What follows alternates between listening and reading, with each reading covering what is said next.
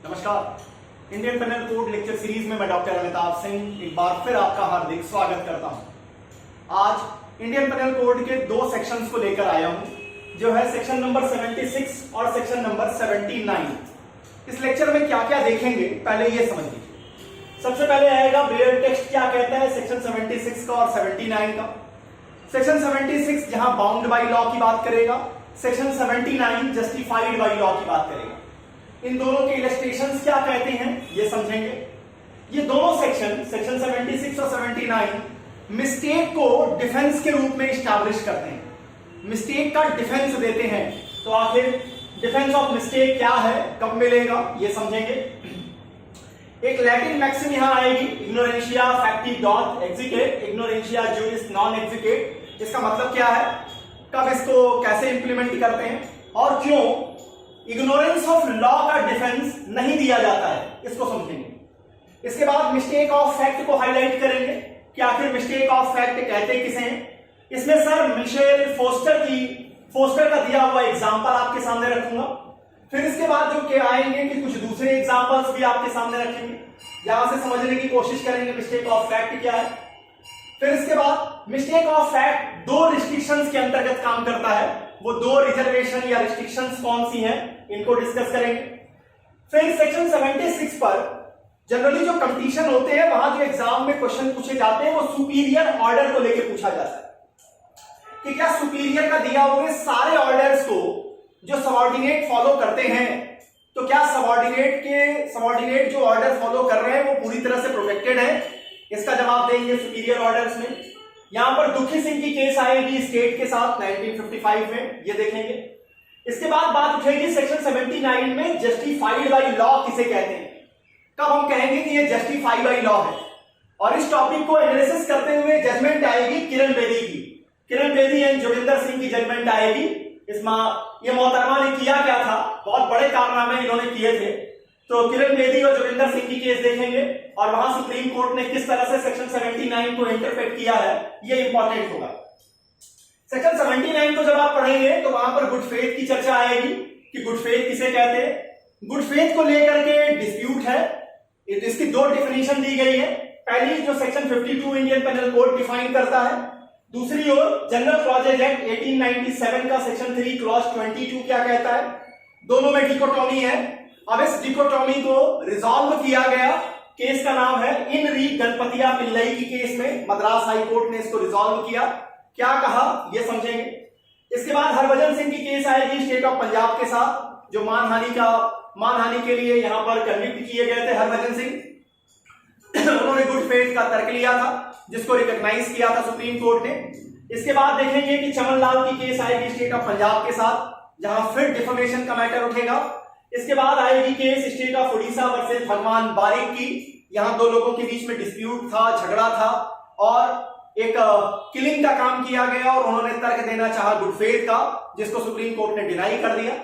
यहां content list में एक पॉइंट छूट गया है, वो भी डिस्कस करेंगे, और वो है कि section number 79 Indian penal code और section 197 CrPC criminal procedure code में क्या डिफरेंस है।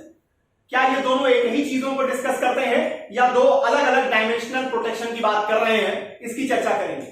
और सबसे लास्ट में आएगा 42nd लॉ कमीशन की रिपोर्ट क्या है।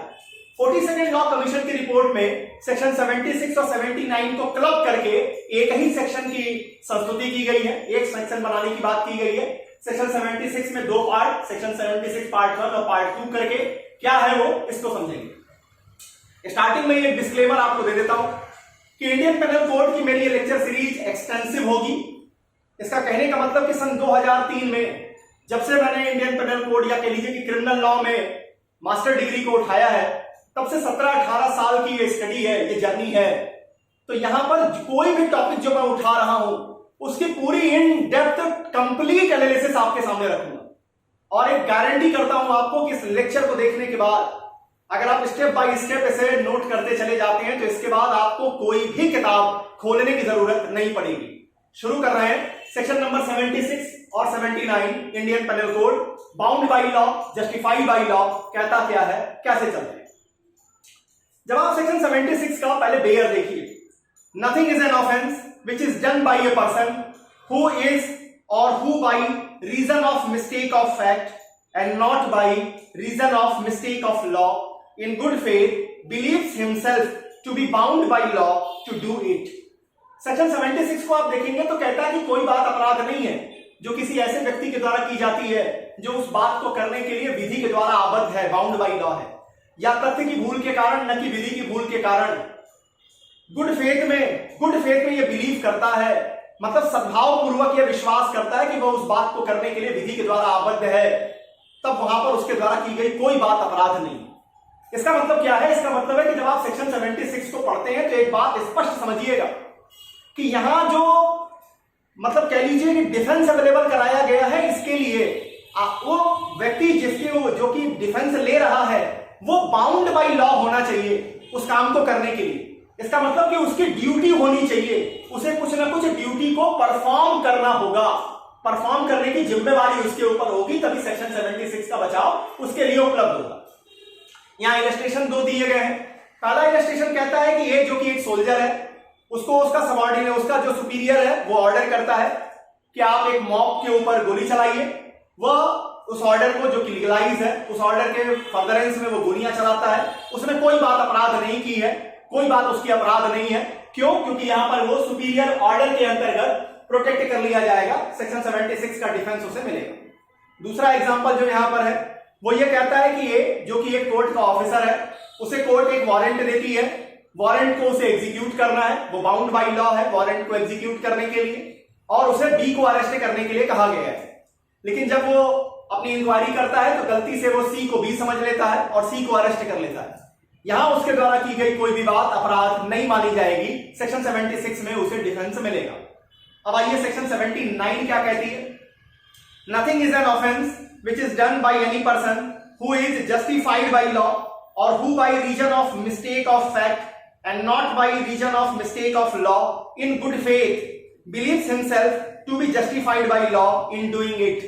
अब यहां जो मिस्टेक का बचाव दिया जा रहा है वो उन कामों के लिए दिया जा रहा है जो काम जस्टिफाई बाई लॉ है, या तथ्य की भूल के कारण, न कि विधि की भूल के कारण। करने वाले को सद्भावना पूर्वक ये विश्वास है, वो ये समझता है कि जो कुछ भी वो कर रहा है वो जस्टिफाई बाई लॉ है। अब यहां देखिए, यहां जो इलस्ट्रेशन दी गई है वो ये है कि ए जेड को कुछ ऐसा करते हुए देखता है जो ए को लगता है कि वो मर्डर कर रहा है। वो जेड को पकड़ लेता है, जेड को पुलिस ऑफिसर्स और हायर ऑफिशियल्स के सामने पेश करने के लिए ले जाता है। बाद में ये पता चलता है कि जेड जो काम कर रहा था वो राइट ऑफ प्राइवेट डिफेंस के अंदर में कर रहा था। फिर भी यहां ए को जो लगा कि जेड मर्डर कमिट कर रहा है, ऐसे सर्कमस्टांस में ऐसे व्यक्ति को पकड़ने के लिए जो काम उसने किया वो लॉ के द्वारा जस्टिफाइड है, इसलिए वहां पर सेक्शन 79 का डिफेंस उसे उपलब्ध कराया जाएगा। अब जब आप सेक्शन 76 और 79 के बेयर को पढ़ते हैं तो आपको एक बात बड़ी स्पष्ट समझ में आएगी कि दोनों की लैंग्वेज लगभग एक जैसी है। एक जगह बस इतना ही अंतर है कि एक जगह बाउंड बाई लॉ है, दूसरी जगह सीधे सीधे कहा गया जस्टिफाई बाई लॉ है, और बाकी चीजें कॉमन ही है। चाहे वो मिस्टेक ऑफ फैक्ट के अंतर्गत आप ये समझ रहे हो कि आप बाउंड बाई लॉ है, या फैक्ट की मिस्टेक के कारण आप ये समझ रहे हो कि आपका काम जस्टिफाई बाई लॉ है, आप प्रोटेक्ट किए जाएंगे। इसका अर्थ ये है कि सेक्शन 76 और 79 कहीं ना कहीं मिस्टेक को डिफेंस के रूप में स्टैब्लिश कर रहे हैं, आपकी क्रिमिनल लायबिलिटी को हटा रहे हैं अगर आप तथ्य की भूल कर रहे हैं, मिस्टेक कर रहे हैं, तथ्य की भूल को कर रहे हैं। अब प्रश्न पहला ये उठता है कि क्या हर मिस्टेक यहां पर शामिल कर ली जाएगी, या मिस्टेक को भी डिफेंस के रूप में आने के लिए कुछ रिक्वायरमेंट्स को पूरा करना होगा। तो यहां ध्यान दीजिएगा, यहां 3 रिक्वायरमेंट्स पूरी करनी होगी। नंबर 1, पहली जो रिक्वायरमेंट है वो ये है कि जो आप समझ रहे हैं, इसको आप ऐसे देखिए, that the state of things believe to exist would if true have justified the act done. मतलब तथ्य की भूल के कारण जो कुछ आप समझ रहे हैं, लॉ क्या करेगा, उसको सच मान लेगा। लॉ ये समझेगा कि यही बात थी, आपने तथ्य की भूल नहीं की, हम मान लेते हैं कि ऐसा ही था। अगर ऐसे सर्कमस्टांस में जो आपने किया अगर वो एक्सक्यूजेबल है, जो आपने किया अगर वो काम जस्टिफाई है, तो आपको मिस्टेक का डिफेंस मिलेगा, अदरवाइज नहीं मिलेगा। ध्यान दीजिएगा। अब इसको एक एग्जांपल के जरिए अगर आपको समझाएं कि इसका क्या मतलब, इसका मतलब ये कि अगर आपके द्वारा किया जाने वाला काम जो आप बिलीव कर रहे हैं, अगर वो जो आप बिलीव कर रहे हैं अगर वो सच हो जाए, तो भी आपका जो काम है, तो भी आपका काम बिल्कुल जस्टिफाई है, उसमें कहीं दिक्कत नहीं है, तो आपको मिस्टेक का बचाव मिलेगा। कोई एग्जांपल, इस पर एक केस है R versus Toulson. R versus Toulson के केस में एक महिला के ऊपर बाइगेमी का आरोप लगा। 1880 में शादी हुई, 1881 में पति ने डिजर्ट कर दिया। 5-6 साल पति का कुछ पता नहीं चला। जब पता नहीं चला तो पत्नी ने, मिसेस टॉल्सन ने अपने आप को विधवा माना और अपनी पहले शादी की जानकारी देते हुए दूसरे व्यक्ति को, जिसको जानकारी दी, उससे रीमैरिज कर ली। जब वो सेकंड मैरिज कर ली तो उसके बाद पति आता है और बाइगेमी के लिए चार्ज करता है। ये क्वीन बेंच डिवीजन का जजमेंट है। इसको अगर फुल एनालिसिस देखनी है तो आप वीकेंड लेक्चर सीरीज में मेरे चले जाइए, आज ये अपलोडेड है। तो वहां पर 9:5 का जजमेंट है यहां पर, और यहां पर क्वीन बेंच डिवीजन ने यह माना कि जो मिसेस टॉल्सन ने सपोज किया था कि वो विडो है, अगर वो सचमुच में विडो होती तो क्या होता, उसके द्वारा की जाने वाली मैरिज जस्टिफाई होती, उसका काम बिल्कुल कहीं से भी गलत नहीं होता। इसलिए उन्होंने इसमें बाइगेमी से इसको बचा लिया, बाइगेमी का चार्ज हटा दिया। अब इसका दूसरा अर्थ भी सही है कि अगर आप जो सपोज कर रहे हैं, आप जो काम करने का सपोज कर रहे हैं, जो सपोज करके आप काम कर रहे हैं, अगर वो अपने आप में गलत है तो फिर आपको मिस्टेक का बचाव नहीं मिलेगा। फॉर एग्जाम्पल, एक चोर है जो कि हाउस नंबर 5 में हाउस ब्रेकिंग बाय नाइट करने के लिए चला है, लेकिन बाय मिस्टेक से वो हाउस नंबर 6 में घुस जाता है, हाउस ब्रेकिंग बाय नाइट करता है। अब जब पकड़ा जाता है तो वो मिस्टेक ऑफ फैक्ट की बात करता है कि नहीं साहब, हमें तो शर्मा जी के यहां जाना था, उनका हाउस नंबर 5 है, ये तो गलती से मैं दरिद्र वर्मा जी के घर चला गया।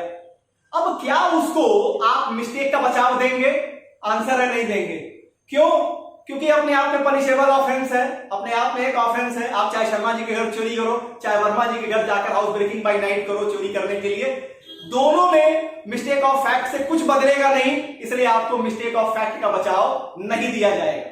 सेकंड रिक्वायरमेंट जो कहती है वो है कि मिस्टेक को रीजनेबल होना चाहिए। अब रीजनेबल का मतलब कि सुपरस्टिशियस अगर आप बिलीव कर रहे हैं कि आपके पास डिवाइन पावर है, आप तो सर्वे सर्वा है। हमारे देश में ऐसे बहुत सारे लोग हैं जो ये समझते हैं, चंद्रा स्वामी हो गए, ये जितने बाबा टाइप के घूमते रहते हैं, ये अपने आप को भगवान से कम नहीं मानते। एक वो मैसेंजर ऑफ गॉड भी बना करते थे राम रहीम साहब, अब वो बिल्कुल सही जगह पे हैं जहां से गॉड निकले थे, भगवान कृष्ण निकले थे जेल से, तो मैसेंजर ऑफ गॉड भी कहां पहुंच गए? जेल में पहुंच गए। चलिए, ये केवल मजाक के लिए था। तो सेकंड है कि रिजनेबल होना चाहिए। रिजनेबल का मतलब सुपरस्टिशियस बिलीफ में अगर आप कोई ऑफेंस करते हैं तो आपकी लायबिलिटी बनेगी, यहां मिस्टेक का बचाव नहीं मिलेगा। और नंबर 3 कहता है कि मिस्टेक जो होनी चाहिए वो फैक्ट से रिलेटेड होनी चाहिए, लॉ से रिलेटेड नहीं होनी चाहिए। अब इसको आप ऐसे समझिए कि एक मैक्सिम है इसके लिए जो कहती है इग्नोरेंशिया फैक्टी डोथ एक्जिटेट, इग्नोरेंशिया ज्यूरिस नॉन एक्जिटेट। इसका मतलब कि फैक्ट की अगर आप मिस्टेक करते हैं तो हम एक्सक्यूज कर देंगे, लॉ एक्सक्यूज करेगा। लॉ की अगर मिस्टेक होगी, इग्नोरेंस अगर आप करेंगे, मतलब फैक्ट में इग्नोरेंस दिखाएंगे तो एक्सक्यूज मिलेगा, लेकिन लॉ की इग्नोरेंस दिखाएंगे तो वहां पर कोई एक्सक्यूज नहीं मिलेगा। अब प्रश्न ये उठता है कि लॉ की इग्नोरेंस को क्यों अलाउ नहीं किया जाता? इसका कारण समझिए कि अगर आप लॉ की इग्नोरेंस को एक्सक्यूज के रूप में एक्सेप्ट आपने किया तो फिर आप क्रिमिनल जस्टिस डिलीवरी सिस्टम में आप किसी को सजा दे ही नहीं पाएंगे। क्यों? जो भी आदमी एक्यूज के रूप में आएगा, पहला तर्क क्या लेगा कि भाई साहब ऐसा लॉ था क्या? अभी जानी ना, मुझे तो पता ही नहीं कि ऐसा लॉ था। अब ऐसे सर्कमस्टांस में पूरा प्रोसिक्यूशन सारी चीजें छोड़ करके पहले इसकी ओर प्रेशर डालेगा कि पहले ये साबित करो कि इसको लॉ आती थी, इसको लॉ जानता था ये। तो इस कारण से ये प्रिजम्पशन विश्व की हर विधि व्यवस्था में ली गई है कि जो भी व्यक्ति उस राष्ट्र के अंदर रह रहे हैं, आ रहे हैं, किसी भी तरह से ट्रांजैक्शन में आ रहे हैं, उस लॉ के, उस देश के सारे कानूनों को वो जानते हैं, समझते हैं। सीधा सीधा कि हम क्या कह देते हैं कि लॉ की इग्नोरेंस को हम कभी भी मानते ही नहीं है, हम उसको एस्टैब्लिश नहीं करते हैं, हम उसको रिकॉग्नाइज नहीं करते हैं। चलिए साहब आगे। अब प्रश्न उठता है कि मिस्टेक ऑफ फैक्ट किसे कहते हैं? मिस्टेक ऑफ फैक्ट कहां किसे जाता है? अब इसमें एक बड़ा बेहतरीन एग्जांपल लिया है सर मिशेल फॉस्टर ने। अब मिशेल फॉस्टर साहब का क्या कहना है जरा समझिए। कहता है कि ये नाम के एक व्यक्ति है जो संडे को चर्च जाने वाले थे, वो चर्च जाते थे। संडे को चर्च जाने के पहले उनके घर में एक गन थी, वो गन को फायर कर देते हैं, मतलब उसको ब्लैंक कर देते हैं, अब वो लोड नहीं रहती है। उसको ले जाकर फिर वो अपने ड्राइंग रूम में अपने सेट जगह पे लगा देते हैं। उनके दिमाग में ये हो जाता है कि ये गन अब अनलोडेड है, रिस्क इसमें नहीं है। अब वो वहां से चर्च चले जाते हैं। इसी बीच में एक घर में सी घुस जाता है। सी जो है वो गन उठाता है, गोलियां लोड करता है, 2-4 फायर करता है और फिर लोडेड कंडीशन में ही गन को उसकी जगह रख के सी अपना निकल जाता है। अब एक चर्च से वापस आते हैं, शाम को किसी बात पे वो गन उठाते हैं। अब उनके दिमाग में क्या है? उनके दिमाग में था कि ये गन तो बिल्कुल अनलोडेड है। अब होता क्या है कि गन के ट्रिगर पर एक हाथ चला जाता है, ट्रिगर दबती है, चूंकि वो गन लोडेड थी, एक को पता नहीं था लेकिन वो गन लोडेड थी, गोली चलती है और उसी कमरे में एक की वाइफ सोफे पे बैठी हुई थी, वो एक्सपायर कर जाती है। अब यहां पर सर मिशेल फोस्टर ने कहा कि एक को हम मिस्टेक ऑफ फैक्ट का बचाव देंगे। क्यों? क्योंकि पहले अपने आप समझ के चलिए, वो जो सपोज कर रहा है, अगर वो ये सपोज कर रहा है कि गन अनलोडेड थी, अगर वो गन वास्तव में अनलोडेड होती तो फिर क्या कोई भी ऑफेंस होता? आंसर है नहीं, उसको वहां डिफेंस मिलेगा। उसने जो डिफेंस लेने की उसने जो मिस्टेक बनाई वो क्या था? वो रीजनेबल था। उसका जो मिसकॉन्सेप्शन बना उसके दिमाग में वो रीजनेबल था, क्योंकि उसके दिमाग में था कि वो अनलोडेड करके गया है। और तीसरी बड़ी बात कि वो फैक्ट की ही मिस्टेक है, लॉ की मिस्टेक उसने नहीं की थी। कुछ और एग्जांपल्स इसमें समझ लीजिए। ए जो है वो क्या करता है कि झाड़ियों के पीछे पहले देख लेता है कि कोई है नहीं, अब वो झाड़ियों में गोली चलाता है। बी जो है वह छिप करके बैठा रहता है, जिसकी जानकारी ए को नहीं होती है, बी मारा जाता है। ए को भी आप मिस्टेक ऑफ फैक्ट का बचाव देंगे, लेकिन हर मिस्टेक ऑफ फैक्ट को आप बचाव के रूप में स्टैब्लिश नहीं करेंगे। यहां पर 2 रिस्ट्रिक्शंस लगेगी मिस्टेक ऑफ फैक्ट को डिफेंस के रूप में जब आप डील करने जाएंगे। कौन कौन सी? पहला कहता है, पहला जिसका रिजर्वेशन है कि जहां पर एक्यूज अगर थोड़ी इंक्वायरी करता, रीजनेबल इंक्वायरी करता, तो उसे फैक्ट पता चल जाते, वहां पर आप मिस्टेक ऑफ फैक्ट का बचाव नहीं देंगे। ध्यान दीजिएगा, ये कहता है रीजनेबल इंक्वायरी, एब्सोल्यूट इंक्वायरी की बात नहीं कर रहा है। क्योंकि आप फॉस्टर वाले एग्जांपल में भी देखिए, अगर एब्सोल्यूट इंक्वायरी आप कह देते तो फॉस्टर का एग्जांपल पलट जाता। झाड़ियों के पीछे वाले एग्जांपल में भी अगर आप एब्सोल्यूट इंक्वायरी की बात करने लगते तो फिर आप मिस्टेक का डिफेंस कहीं दे ही नहीं पाएंगे। इसलिए वहां पर शर्त है रीजनेबल इंक्वायरी। एक युक्ति युक्त आदमी, एक कॉमन मैन जितना इन्वेस्टिगेट करता, जितनी इंक्वायरी करता, अगर उतना किया होता तो उसको पता चल जाता। इस पर एक लीडिंग केस आई, केस का नाम है R versus Prince. R versus Prince. यहां हुआ क्या था कि प्रिंस साहब जो है, इन्होंने एनी फिलिप नाम की एक लड़की जो कि 16 साल से कम उम्र की थी, उसको उसके पिता की कस्टडी से इन्होंने इंटाइस किया ले जाने के लिए, लेके चले गए। इनको लायबल कहा गया किडनैपिंग के लिए। इन्होंने कहा कि लड़की ने खुद कहा था वो 18 साल से ऊपर की, मेरी क्या गलती है, मेरा इसमें कोई गिल्टी माइंड ही नहीं है। कोर्ट ने कहा कि बाबू अगर तुम थोड़ा सा इंक्वायरी कर लिए होते तो तुम्हें अच्छे से पता चल गया होता कि लड़की की वास्तविक उम्र क्या है। दूसरे, किडनैपिंग जो है वो एक इस तरीके का स्टैट्यूटरी ऑफेंस है जहां हम आपके नॉलेज को ध्यान नहीं देते। वहां हमारा सीधा मतलब है कि अगर जिस लड़की को आप उठा रहे हैं, जो भी मतलब लड़की है तो 18 साल से छोटी, और अगर पुरुष है तो 16 साल से छोटा, उसके पिता या ऐसे व्यक्ति जो कि उसका लॉफुल गार्जियन है, उसके गार्जियनशिप से आप उसको हटा रहे हैं, इंटाइस कर रहे हैं ले जाने के लिए, तो आप किडनैपिंग का ऑफेंस कर रहे हैं और यहां पर प्रिंस लायबल कहे गए। ये हाउस ऑफ लॉर्ड का जजमेंट है। ये जजमेंट भी टॉसन के साथ अपलोडेड है, आप उसे वहां विस्तार से देख सकते हैं। अब आइए आगे। सेकंड जो रिस्ट्रिक्शन लगी है वो रिस्ट्रिक्शन कहती है, जो सेकंड रिजर्वेशन है, कि जब आपका एक्ट जो है वो खुद में ही रियस डिक्लेयर कर दिया जाए। जब आपका एक्ट खुद में ही बिना आपकी मंशरिया को ध्यान दिए उसे एक आपराधिक गतिविधि के रूप में रिकॉग्नाइज कर दिया जाए, तो ऐसे सर्कमस्टांस में भी मिस्टेक ऑफ फैक्ट नहीं मिलेगा। वहां भी आप आर वर्सेस प्रिंस का एग्जांपल ले सकते हैं कि किडनैपिंग एक इस तरीके का ऑफेंस होता है जहां हम एक्यूज के नॉलेज को, एक्यूज की मंशरिया को ध्यान नहीं देते। वहां सिर्फ एक बात को ध्यान देते हैं कि जिस बच्चे या बच्ची को हटाया जा रहा है लॉफुल गार्जियनशिप से, क्या वो 18 साल और 16 साल से कम उम्र के हैं। अगर ऐसा है तो वहां लायबिलिटी फिक्स की जाएगी।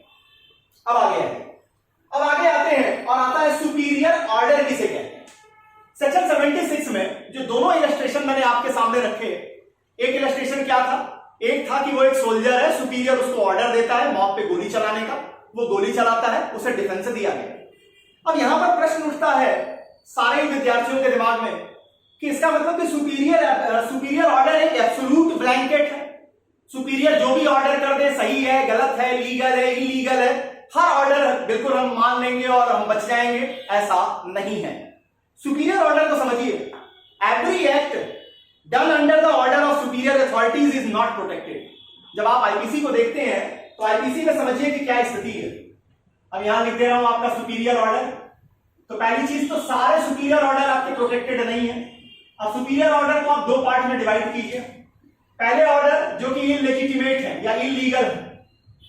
सुपीरियर के ऐसे ऑर्डर जो इलीगल है, अगर आप उसको एग्जीक्यूट करते हैं, उसको फॉलो करते हैं, आपको कोई डिफेंस अवेलेबल नहीं होगा। यहां पर नो डिफेंस, किसको नहीं मिलेगा? No defence to subordinate.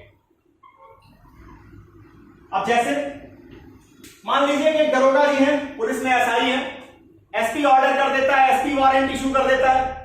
अब दरोगा है तो इतना पता होना चाहिए कि वारंट एसपी नहीं इशू कर सकता। एसपी साहब ने इलीगल तरीके से वारंट इशू कर दिया, दरोगा जी अब एसपी को खुश करना था, जोर से सलूट मारी और गए, जिस आदमी के नाम पे वारंट दिया था उन्होंने पकड़ के ले आए, खींचते पीटते ले आए उसको। अब यहां जो सुपीरियर का ऑर्डर है दरोगा जी, वो बिल्कुल इलीगल है। आपको सुपीरियर ऑर्डर का डिफेंस अवेलेबल नहीं किया जाएगा। आप इसमें जो आपने कारनामा किया है उसके लिए रॉन्गफुल कन्फाइनमेंट के लिए बाकी असॉल्ट और जो भी सेक्शन वहां पर आएंगे आप लायबल होंगे। वहां सुपीरियर ऑर्डर का डिफेंस आपको नहीं मिलेगा। दूसरी ओर आ जाइए, अगर सुपीरियर का ऑर्डर लीगल है और सबऑर्डिनेट पे बाइंडिंग है, जो दूसरा है, अगर सुपीरियर का ऑर्डर लीगल है और बाइंडिंग है सबऑर्डिनेट पर, अब क्या होगा? अब आप यहां पर डिफेंस ले सकते हैं, यहां पर डिफेंस मिलेगा, यहां कोई समस्या नहीं है। यहां पर आप सुपीरियर ऑर्डर का डिफेंस ले लीजिए। अगर आपको उस रीजनेबल सर्कमस्टांस में लगता है कि आप बाउंड हैं तो आप ले सकते हैं। अब यहां पर केस आती है, केस है दुखी सिंह वर्सेस स्टेट की। अब जरा दुखी सिंह को देख लीजिए, नाम ही दुखी है तो काम कैसा हो। चलिए भाई दुखी, बताइए क्या हुआ था।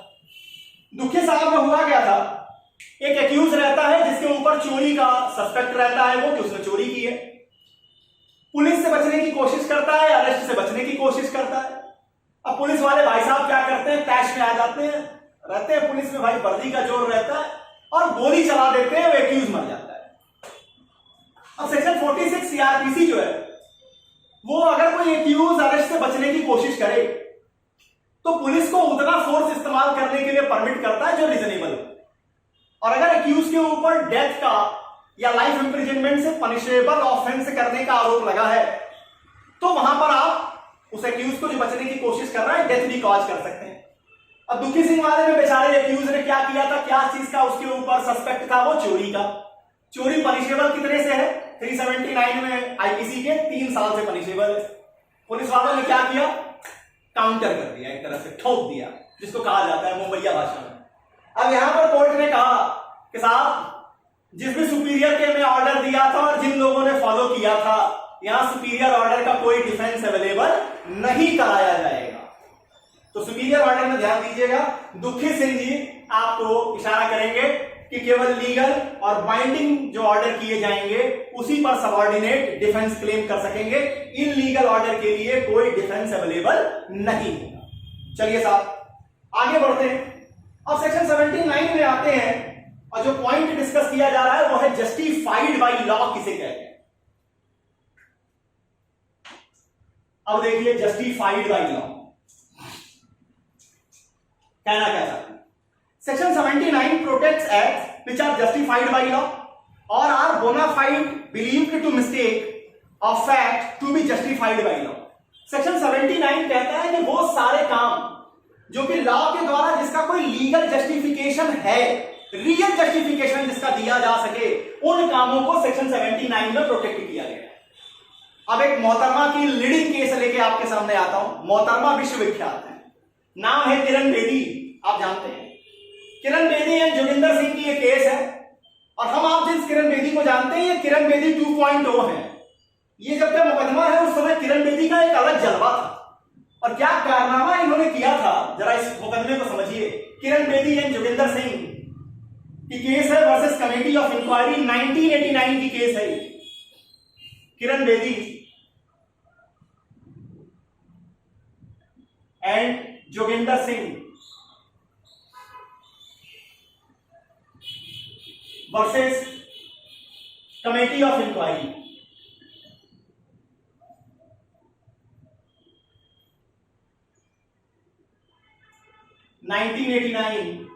सुप्रीम कोर्ट का फैसला है, तो ऐसे ही समझ लीजिए कि कारनामा भी बड़ा है। हुआ यह था कि दिल्ली यूनिवर्सिटी के अंतर्गत एक कॉलेज है, Stephen's college, sir Stephen's college. वहां के बच्चों ने एक वकील साहब को पकड़ा और यह आरोप लगाया कि वो उस कैंपस के अंदर कुछ अपराध कर रहे थे, और यह आरोप लगाकर उन्होंने किरण बेदी और जोगिंदर सिंह जो वहां पर थे उनको सौंप दिया। ये पुलिस के लोग थे, इनको सौंप दिया। किरण बेदी जोगिंदर सिंह ने क्या किया, उस वकील को हैंडकफ किया, उसे हथकड़ी लगाई, खींचते खांसते उसको लेके गए, कोर्ट के सामने पेश किया। जो बाकी वकील थे, जब उनको पता चला तो उन्होंने हैंडकफिंग का विरोध किया। किरण बेदी और जोगिंदर सिंह ने इस बात को ज्यादा भाव नहीं दिया। अब पुलिस वैसे भी कब वकीलों को भाव देती है, जब फंस जाती है तब मानती है, अदरवाइज तो ये खुद ही अपने आप में ये लोग तुर्रम खान रहते हैं। अब हुआ क्या कि जब इसको कोर्ट के सामने प्रोड्यूस किया गया उस एडवोकेट को, तो कोर्ट ने एडवोकेट को रिलीज कर दिया, बेल ग्रांट कर दी, और साथ ही इन पुलिस वालों के खिलाफ कार्रवाई करने के लिए लिख दिया कि ये जो हैंडकफिंग लेके आ रहे थे, क्या ये एक्यूज भाग जा रहा था, क्या आप इसके लिए परमिशन नहीं ग्रांट करा सकते थे, बिना हैंडकफ किए भी आप ले आ सकते थे, लेकिन वो नहीं, पुलिस तो पुलिस है। तो यहां पे कहा गया कि बेल दी गई और इनके खिलाफ कह दिया गया कि इनके खिलाफ एक्शन लिया जाए। अब किरण बेदी जोगिंदर सिंह ने क्या किया, प्रेस कॉन्फ्रेंस की। सोचिए, पुलिस का काम है कोर्ट के ऑर्डर को एग्जीक्यूट करना, पालन करना। किरण बेदी साहिबा ने क्या किया, प्रेस कॉन्फ्रेंस की और कहा कि देखिए साहब, जो काम हम कर रहे थे वो बिल्कुल सही था, जो हमने किया वो सही था, और जो जज साहब ने किया बिल्कुल गलत। चलिए, अब इसके बाद वकील क्या करते हैं, किरण बेदी से मिलने पहुंचते हैं कि आखिर दिक्कत कहां है, समझ ली जाए। किरण बेदी का पारा 7वें आसमान पे, वकीलों पे लाठीचार्ज करा देती है, मिलना तो दूर, लाठीचार्ज कराया, पिटवाया वकीलों को।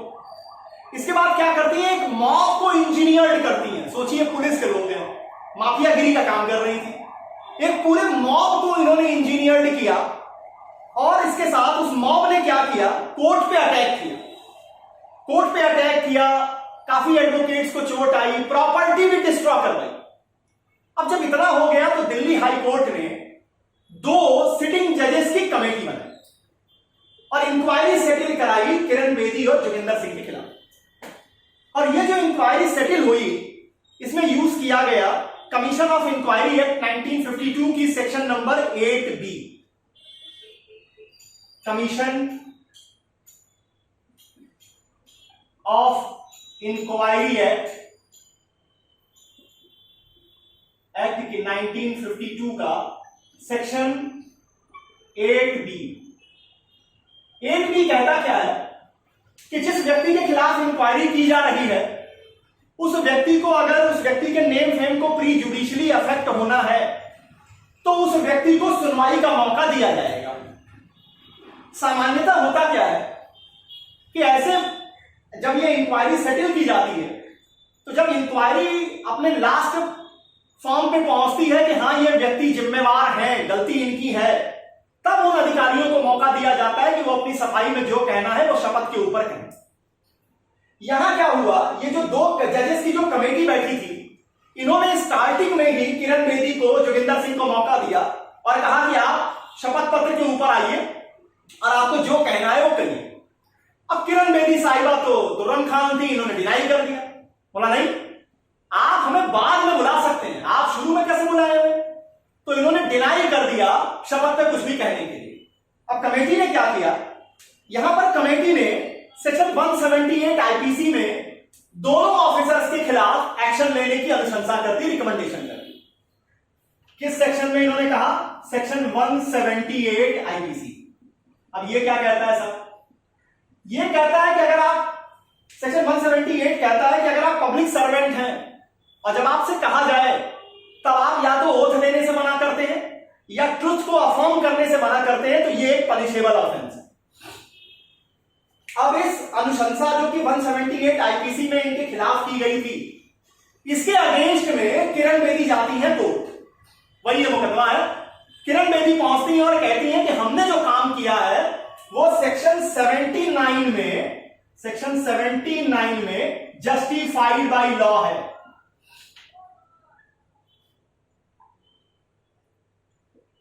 अब आगे का फैसला मैं नहीं बताऊंगा, आपको इतने फैक्ट बता दिए।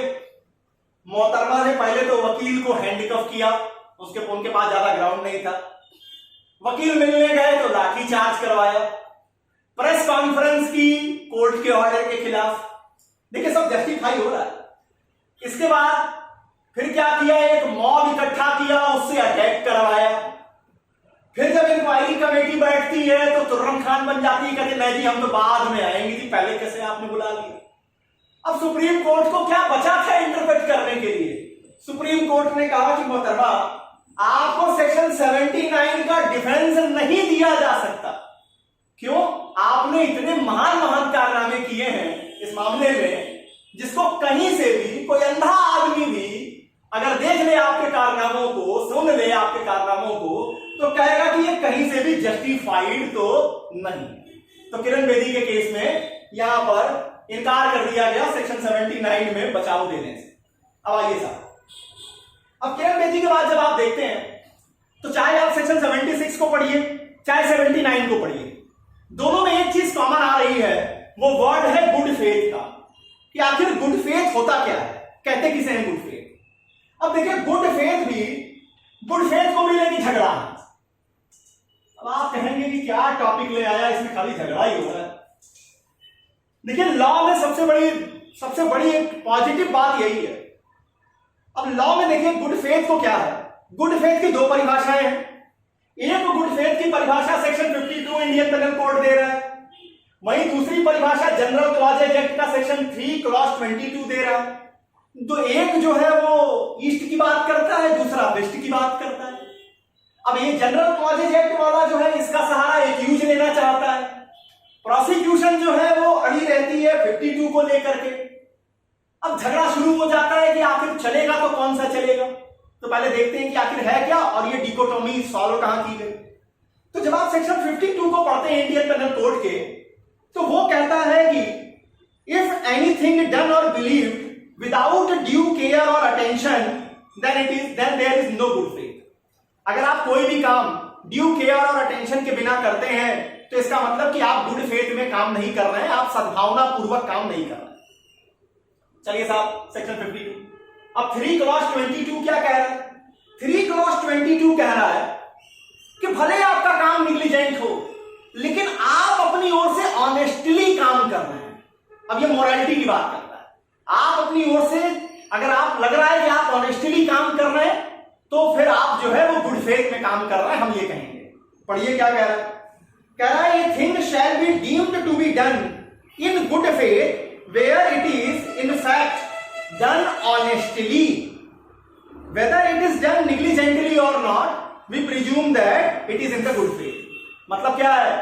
आपका काम भले नेग्लिजेंट हो, लेकिन आप जो है उसे ऑनेस्टी के साथ पूरा कर रहे हैं, तो वहां पर हम मानेंगे कि ये गुड फेथ के अंदर है। अब एक्यूज क्या करेगा? अब आप खुद समझदार हैं, एक्यूज हमेशा 3/22 का सहारा लेके खड़ा करेगा कि नहीं साहब हमने तो गुड फेथ में काम किया है। और प्रोसिक्यूशन क्या कहेगा? प्रोसिक्यूशन सहारा लेना चाहेगा सेक्शन 52 इंडियन पेनल कोड का। अब रिजॉल्व कैसे करें? यह झगड़ा रिजॉल्व किया गया मद्रास हाई कोर्ट के द्वारा, और यहां पर जो जजमेंट आई, इस जजमेंट का नाम है इन री गणपतिया पिल्लई। बहुत इंपॉर्टेंट फैसला है। अगर आप अपने मेंस में अपनी आंसर बुकलेट में डेप्थ एनालिसिस कर रहे हैं तो उसकी मार्किंग अलग होगी, वहां पर यह जजमेंट आप हर हालत में लिखिए। अगर आप मास्टर डिग्री में आईपीसी का आंसर दे रहे हैं, अगर आप एलएलएम की आंसर शीट को लिख रहे हैं, तो वहां पर भी ध्यान रखिए कि इन री गणपतिया पिल्लई का मुकदमा इंपॉर्टेंट है गुड फेथ समझाने के लिए, सेक्शन 76 79 समझाने के लिए। इन री गणपतिया पिल्लई।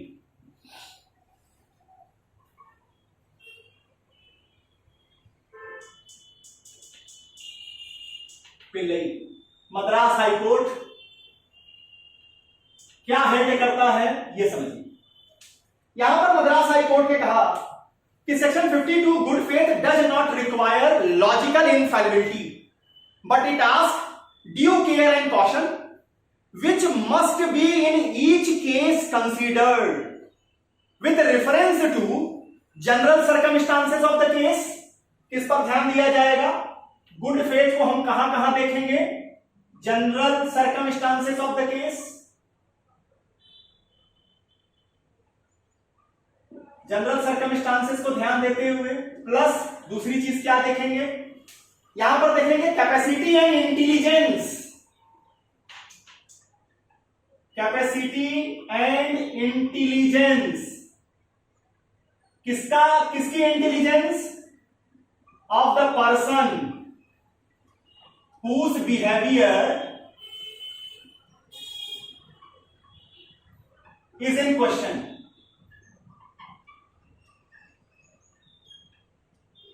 जिस व्यक्ति का बिहेवियर क्वेश्चन में है उसकी कैपेसिटी, उसकी इंटेलिजेंस को ध्यान में निकालेंगे कि तब गुड फेथ देखेंगे। अब इसका क्या मतलब है?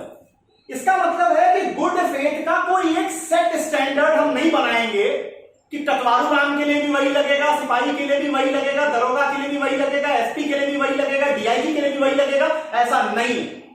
ये क्या करेगा? इसका मतलब कि ये जो टेस्ट बताया गया गुड फेथ का, ये एक सब्जेक्टिव टेस्ट है और ये हर केस पर डिफर करता जाएगा। अब आपको क्या देखना होगा कि किसी जगह पर मान लीजिए सिपाही के बिहेवियर की बात है, अब वहां जो गुड फेथ का लेवल होगा वो कमजोर माना जाएगा अगर आप डीआईजी से उसका कंपेयर करेंगे। क्यों? क्योंकि डीआईजी की कैपेसिटी ज्यादा है, उसकी इंटेलिजेंस ज्यादा है। अब बेचारे सिपाही से आप उतनी इंटेलिजेंस की उम्मीद कर नहीं सकते हैं। तो इस बात को समझिएगा कि गुड फेथ को लेकर इनरी गणपतिया पिल्लई ने स्पष्ट कर दिया कि अब आपको fact and circumstances of case पे जाना पड़ेगा।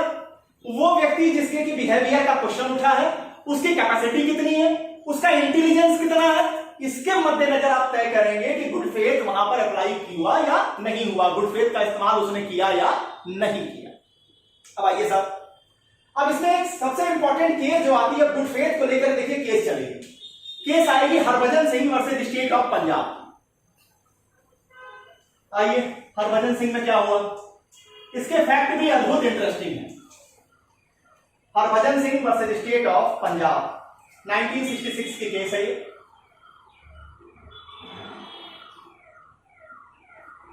Harbhajan Singh versus state of Punjab 1966 supreme. यहां हुआ क्या था? हरभजन सिंह ने एक समाचार पब्लिश किया था। यहां पर इन्होंने समाचार पब्लिश किया कि एस सुरेंद्र सिंह कैरो उस समय पंजाब के चीफ मिनिस्टर प्रताप सिंह कैरो के बेटे थे और एस सुरेंद्र सिंह कैरो को लेकर इन्होंने समाचार पब्लिश किया कि एस सुरेंद्र सिंह कैरो केवल स्मगलर नहीं है, ये केवल स्मगलर का ग्रुप नहीं है, बल्कि इस समय पंजाब में जितने भी अपराध हो रहे हैं सबके पीछे अगर कोई आदमी खड़ा है तो एस सुरेंद्र सिंह कैरो है। और चूंकि वो चीफ मिनिस्टर के बेटे हैं इसलिए पुलिस उनके खिलाफ कुछ कर नहीं रही है। अब हरभजन सिंह के खिलाफ सेक्शन 500 इंडियन पेनल कोड में मानहानि का आरोप लगा और इन्हें कन्विक्ट कर दिया गया। अब ये दौड़ते दौड़ाते जो है पहुंचे सुप्रीम कोर्ट और इन्होंने उस कन्विक्शन को चैलेंज किया गुड फेथ के ग्राउंड पर। अब गुड फेथ में आपने जो पिल्लई की केस आई, गणपतिया पिल्लई, वहां क्या कहा गया? Fact and circumstances of case को देखेंगे, आदमी जो व्यक्ति का बिहेवियर क्वेश्चन में है उसका इंटेलिजेंस देखेंगे और कैपेसिटी देखेंगे। अब उस फॉर्मूले को याद लगाइए। यहां केस के फैक्ट क्या थे? ये एस सुरेंद्र सिंह कैरो जो थे इनको लेकर के केवल हरभजन सिंह ने ऐसा कमेंट नहीं किया था, मीडिया हाउसेज ये कमेंट कर रही थी, सारे समाचार पत्र ऐसे ऐसे चीजों को बाहर रख रहे थे कि एस सुरेंद्र सिंह कैरो सारे अपराध में लिप्त है। इसके बाद विधानसभा के पटल पे भी कुछ विधायकों ने इस बात को उठाया कि एस सुरेंद्र सिंह कैरो को स्टेट के चीफ मिनिस्टर का बेटा होने के कारण प्रोटेक्शन दी जा रही है। इसके साथ ही अलग अलग लोगों ने अलग अलग तरीकों से अलग अलग ऑफिसर्स को कंप्लेन फाइल की थी एस सुरेंद्र सिंह कैरो के बिहेवियर को लेकर के, उनके कारनामों को लेकर। साथ ही पंजाब यूनिवर्सिटी की ओर से एक कॉन्फिडेंशियल रिपोर्ट दी गई थी। वो रिपोर्ट क्या थी? पंजाब यूनिवर्सिटी की कॉन्फिडेंशियल रिपोर्ट में कहा गया कि एस सुरेंद्र सिंह कैरो जो है वो कैंपस के अंदर आते हैं, बच्चों से मारपीट करते हैं, बच्चों को डराते धमकाते हैं और यहां पर इस तरह की गतिविधियां उनकी हैं। अब इन सारे हालातों को देखते हुए अब जरा पिल्लई वाले जजमेंट को दिमाग में लाइए और सोचिए सुप्रीम कोर्ट ने क्या कहा होगा। सुप्रीम कोर्ट ने यहां गुड फेथ का बचाव हरभजन सिंह को दे दिया और कहा कि इनका ये जो कन्विक्शन है उसे सेट असाइड कर दिया, जो वो कन्विक्ट हुए थे डिफामेशन के लिए। अब आइए आगे, हरभजन सिंह के केस के बाद अब केस आती है Chaman Lal versus state of Punjab. फिर से एक बार स्टेट ऑफ पंजाब चमन लाल के साथ, Chaman Lal versus state of Punjab. ये कब की केस है? ये केस है 1970 सुप्रीम कोर्ट। अब यहां क्या हुआ, यहां एक नर्स थी और एक म्युनिसिपल कॉर्पोरेशन का प्रेसिडेंट थी। अब नर्स ने कहा और म्युनिसिपल कॉर्पोरेशन के प्रेसिडेंट ने आंख बंद करके उसकी बात पे भरोसा किया। नर्स ने कहा क्या? नर्स ने कहा कि जो उस एरिया का सिविल सर्जन है उसके रिश्ते जो है, उसके इलिसिट रिलेशन एक साइकिल रिपेयर करने वाले के साथ। अब जो साहब में जो म्युनिसिपल कॉर्पोरेशन के अध्यक्ष थे, प्रेसिडेंट थे, उन्होंने कोई इंक्वायरी नहीं की, बस नर्स ने कहा और इन्होंने अपने ऑफिस लेटर हेड पे सब कुछ लगाया और इंप्यूट कर दिया। और यहां पर मुकदमे में फिर वो लायबल हो गए डिफामेशन के लिए। अब उन्होंने उसको हटाना चाहा गुड फेथ के आधार पर। अब पिल्लई वाली केस को याद कीजिए, अप्लाई कर दीजिए, आंसर आएगा कि गुड फेथ यहां था ही नहीं। क्यों? क्योंकि जो इंटेलिजेंस उनको इस्तेमाल करना चाहिए था, नर्स तो चलिए नर्स थी, कम से कम आप तो म्युनिसिपल कॉर्पोरेशन के प्रेसिडेंट थे, आप तो थोड़ा दिमाग लगा लेते, थोड़ी सी जानकारी इकट्ठा कर लेते, थोड़ा पता कर लेते। आपने तो कुछ किया नहीं, आप तो बस चल दिए बम फोड़ने के लिए। हुआ क्या? आपकी तो लंका लग गई एक तरह से, आप लायबल हो गए यहां पर। और यहां पर सुप्रीम कोर्ट ने कहा कि यहां कहीं से भी गुड फेथ का बचाव नहीं दिया जाएगा। अब केस आती है स्टेट ऑफ उड़ीसा वर्सेस भगवान बारिक की। स्टेट ऑफ उड़ीसा वर्सेस भगवान बारिक। अब यहां क्या हुआ साहब? भगवान बारिक की ये जो केस 1987 सुप्रीम कोर्ट, यहां एक्यूज और डिजीज का रिश्ता थोड़ा स्ट्रेन था, तनाव था दोनों के रिश्ते में, जो मर गया और जिसने मारा। जो मरा वो बेचारा अपने बर्तन धोने के लिए नदी के किनारे जा रहा था, मारने वाले ने लाठी उठाई और खींच के मारा, वो वहीं मर गया। और उसके बाद वो कहता क्या कि अरे मेरे बर्तन चोरी हो रहे थे, मैं चोर की तलाश में ही था, मुझे ये दिख गया, मैंने मारा, मैंने तो इतना जोर से नहीं मारा, लग गया और ये मर गया। कोर्ट ने कहा कि हाँ बात तो सही कही आपने, मतलब आपके बर्तन चोरी हो रहे थे, इस बात को भी आप एविडेंस से नहीं साबित कर पाए वहां पर।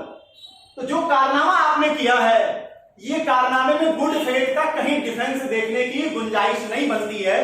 कोर्ट ने यह गुड फेथ का डिफेंस लेने से मना कर दिया।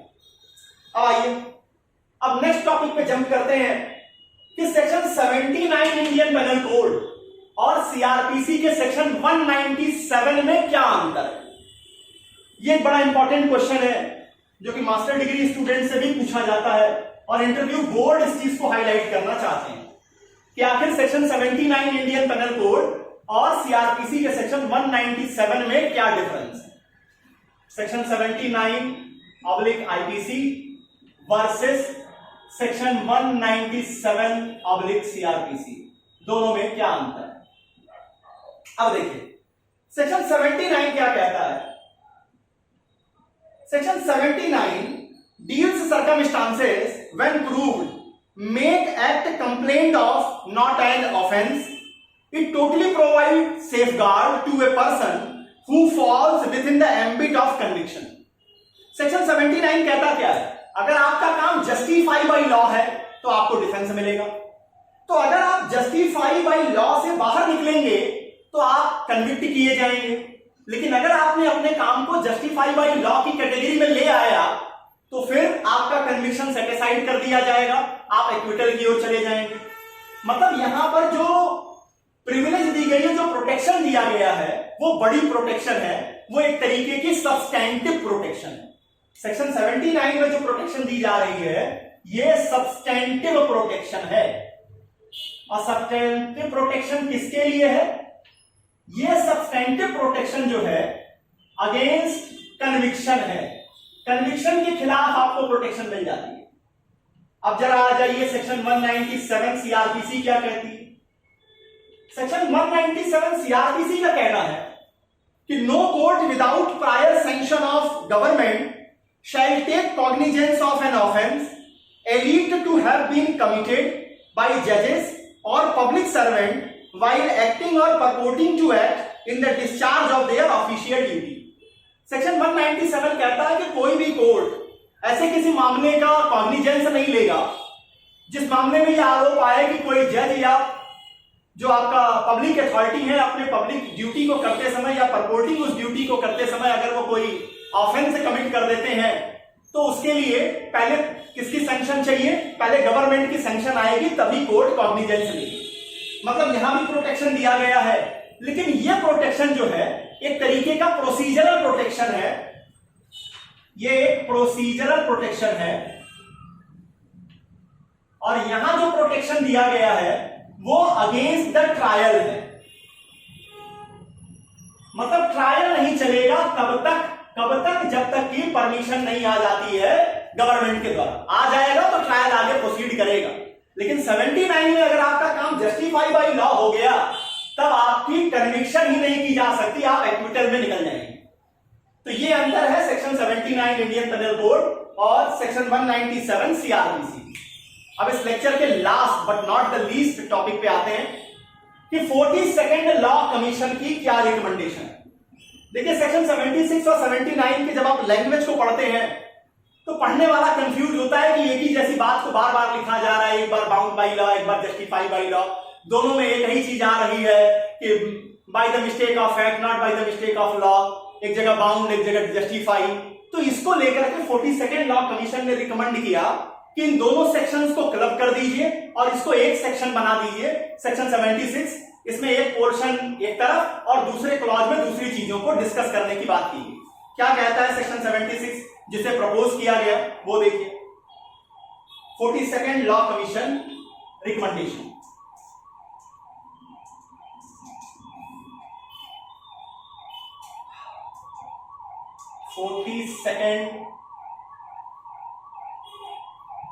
लॉ कमीशन रिपोर्ट सेक्शन 76 दो पार्ट बनाने की बात करता है। दोनों पार्ट में यहां आपको लिख देता हूं जिससे आप, ये जनरली किताबों में नहीं मिलेगा इसलिए यहां इसको पूरा ही लिख देता हूं। Nothing is an offence,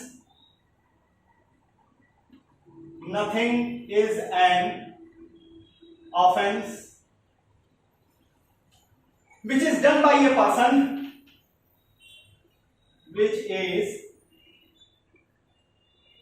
done by a person who is bound by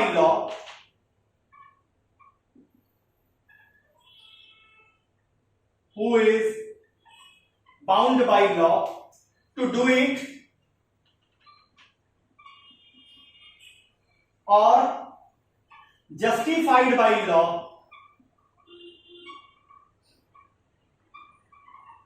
in doing it। अब पहले हिस्से को देखिए, यहां इन्होंने bound by law justified by law दोनों को क्लब कर दिया और कहा कि कोई बात अपराध नहीं है जो ऐसे व्यक्ति के द्वारा की जाए जो उस काम को करने के लिए बाउंड बाई लॉ है या वो उसका काम जस्टिफाइड बाई लॉ है। पहला पोर्शन खत्म। पहले पोर्शन में वो mistake of fact, mistake of law, ये होगा वो होगा, गुड फेथ, ये सब कुछ नहीं लेके आते हैं। अब आते हैं दूसरे पोर्शन में, वो क्या कह रहे हैं। दूसरा पोर्शन में लिखते हैं कि nothing is an offence, nothing is an offence which is done by a person which is done by a person who by reason of mistake of fact and not by mistake of law, not by mistake of law, in good faith believes himself to be bound by law